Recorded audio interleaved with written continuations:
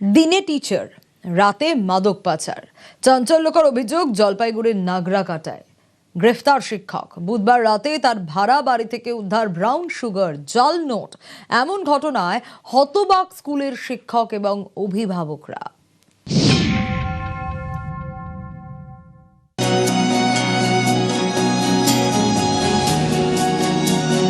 Master মশাই জীবনের পথে আলো দেখান, ভবিষ্যৎ গড়ে দেন। সেই মাস্টার মশাইয়ের জীবনই অন্ধকারে। মাদক কারবারের অভিযোগে বুধবার রাতে গ্রেফতার রঞ্জিত কুমার শিকদার, জলপাইগুড়ির নাগরাকাটার টন্ডু জুনিয়র হাই স্কুলের ভূগোলের শিক্ষক।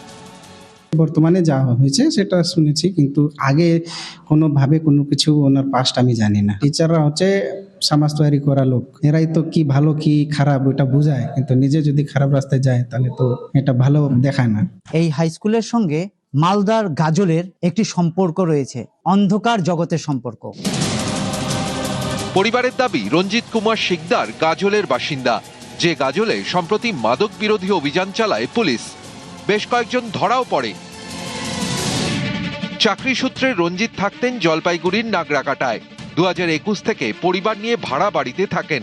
প্রথমে লালবস্তি এলাকার একটি স্কুলে শিক্ষকতা করতেন। 2024 থেকে টন্ডু জুনিয়র হাই স্কুলের ভূগোলের শিক্ষক। अच्छे से बिहेव नहीं करते थे। बिहेवियर कैसा था उनका? बिहेवियर उतना अच्छा नहीं था। দিনে শিক্ষক, রাতে নাকি সেই মুখোশটা খসে পড়তো। চলতো মাদকের কারবার। বুধবার রাতে এই ভূগোলের শিক্ষকের বাড়িতে হানা দেয় পুলিশ এবং এসএসবি। উদ্ধার হয় ব্রাউন সুগার প্রায় 8.5 লক্ষ টাকা। পুলিশের দাবি, যার মধ্যে ছিল জাল নোট। এই ঘটনার পর হতবাক টন্ডু জুনিয়র হাই স্কুল।